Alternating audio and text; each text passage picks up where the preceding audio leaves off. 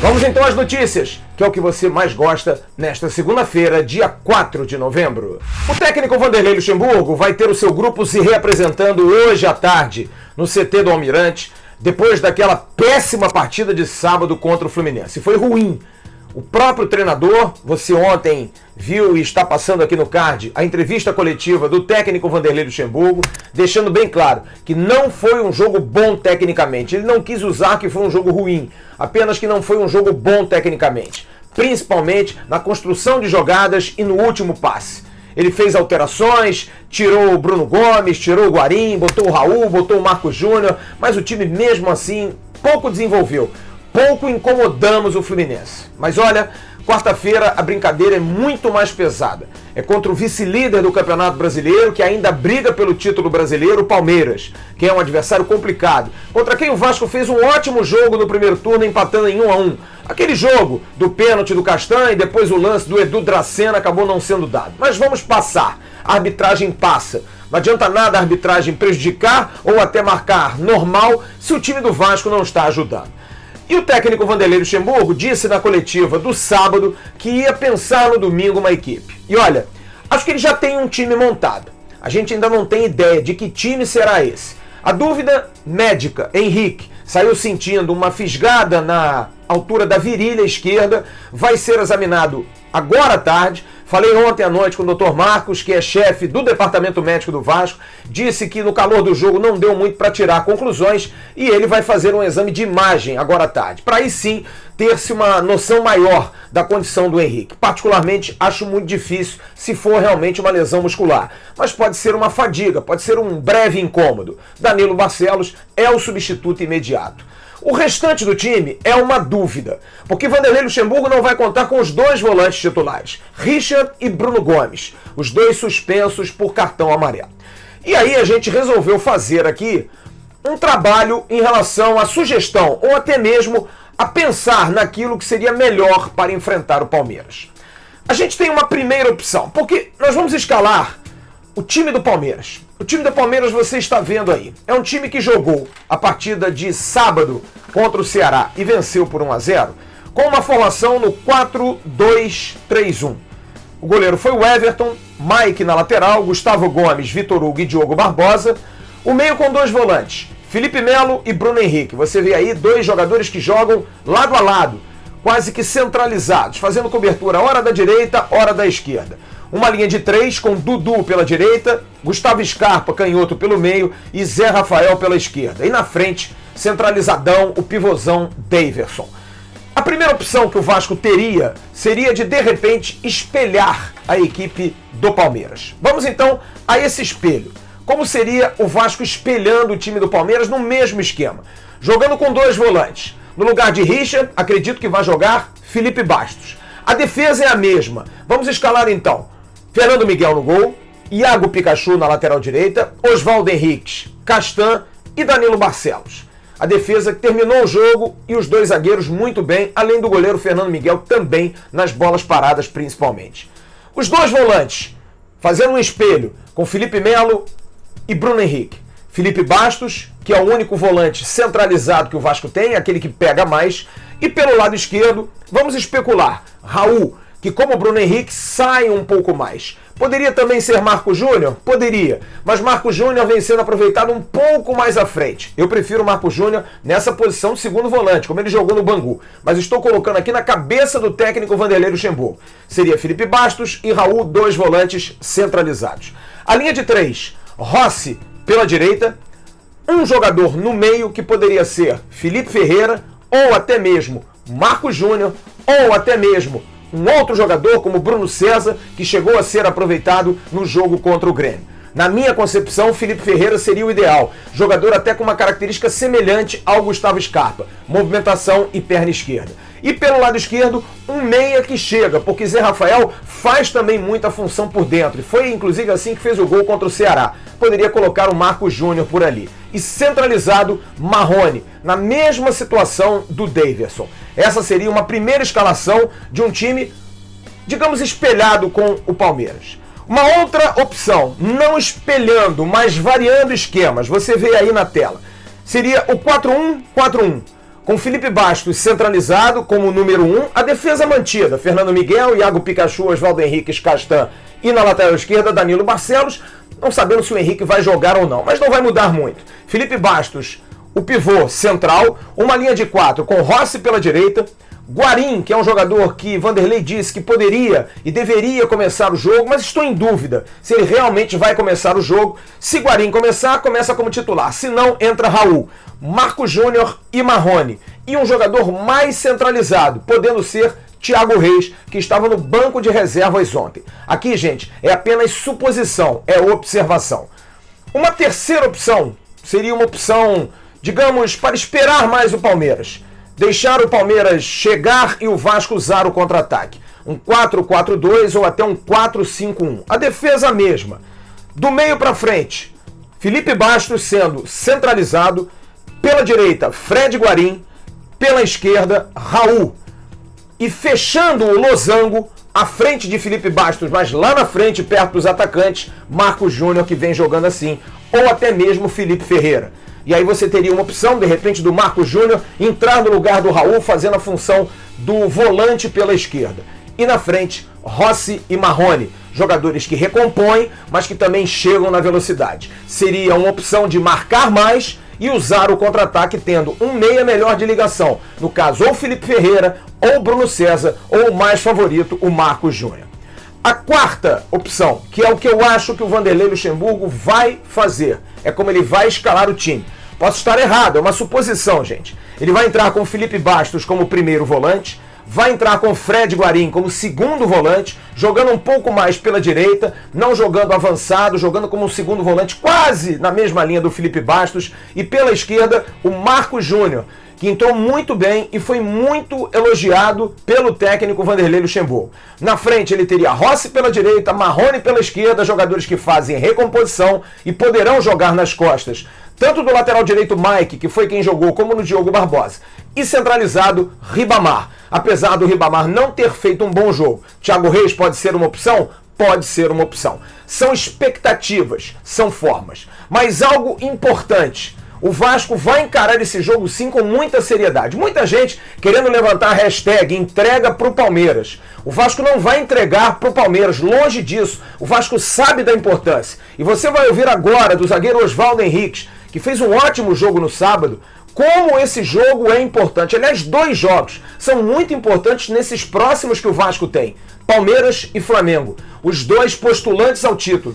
Para o zagueiro Oswaldo Henrique, são 2 decisões para mostrar que o time do Vasco tem sim condição. Seriam jogos fundamentais para dar ao torcedor a certeza de que o Vasco é um time que pode não ter feito um grande ano de 2019, mas é um time que tem boas condições, que poderia estar numa situação melhor, não fosse o clube tão efervescente, com tantos problemas externos. Oswaldo Henrique fala sobre esses 2 jogos e toda a responsabilidade e decisão que o Vasco vai botar primeiro nesse jogo com o Palmeiras e depois no jogo do dia 13 de novembro contra o Flamengo. O objetivo matemático ainda vivo de conseguir uma vaga na Libertadores, se não na vaga da Libertadores claramente vai ser na Sul-Americana, mas pessoalmente por como tem sido o ano para Vasco da Gama, por como tem tido tanta dificuldade para Vasco da Gama, às vezes tem jogos que tem essa satisfação de ir para um fim de campeonato tranquilo, para férias, e acho que Flamengo e Palmeiras vão ser 2 objetivos para Vasco da Gama como títulos, como objetivo pessoal, claro, fora da posição da tabela, que como já falei, repito, é brigar por lá em cima, tentar pegar uma vaga da Libertadores, mas para nós vamos encarar esses 2 jogos como pessoais, como um jogo que mostre para nós que estamos finalizando um 2019 com um time que vinha de menos para mais e encarar um time que mostre uma expectativa interessante para o 2020. Então são 2 testes bastante interessantes. Já temos o primeiro contra Palmeiras em casa, devemos melhorar muito porque na última partida acho que contra Grêmio não foi a melhor. Mas agora temos outro teste contra o Palmeiras para demonstrar que o Vasco pode jogar de igual para igual com times importantes. De Minas Gerais vem o Café do Alto, feito com grãos colhidos, secados, limpos, torrados e moídos de forma artesanal. Chega um produto de muita qualidade, trazendo a leveza do café tradicional ao seu paladar. Quem não gosta daquele cafezinho toda hora, hein?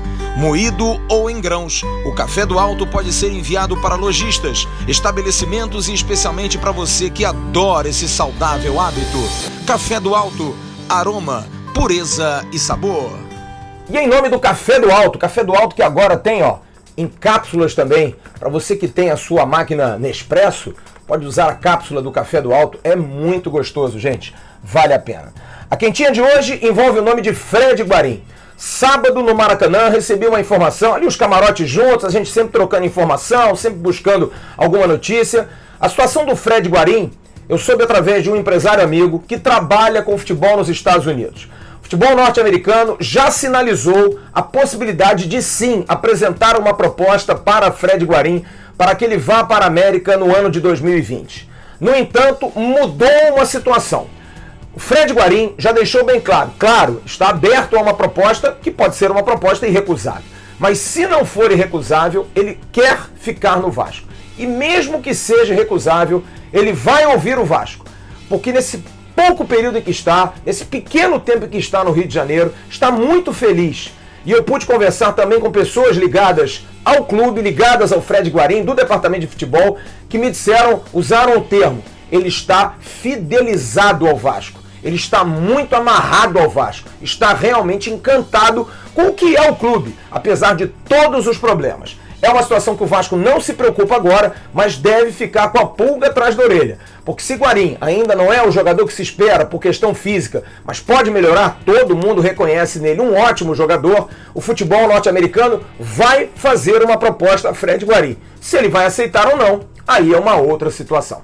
A quentinha de hoje, em nome do Café do Alto, que estará na nossa live logo mais, dando de presente aos nossos convidados esse café gostoso, esse café gourmet que você pode encontrar nos telefones e no e-mail do comercial que entrou antes da nossa quentinha. E o Vasco venceu o Atlético Mineiro pelo Campeonato Brasileiro Sub-20 nas quartas de final, chegando à semifinal da competição, pega o Palmeiras agora.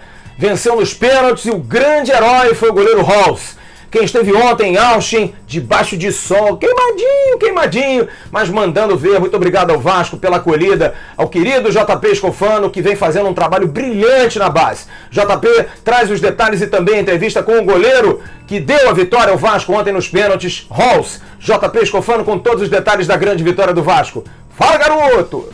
Fala Flávio, fala galera do canal. Estivemos aqui no Norte Sul para cobrir a segunda partida das quartas de final do Campeonato Brasileiro entre Vasco e Atlético Mineiro no ensolarado Norte Sul. Tá ventando agora, mas você achou que ventou o jogo todo? Se enganou. O jogo todo foi um calor miserável aqui no Norte Sul e agora, quando o repórter resolveu gravar, tá batendo um ventinho.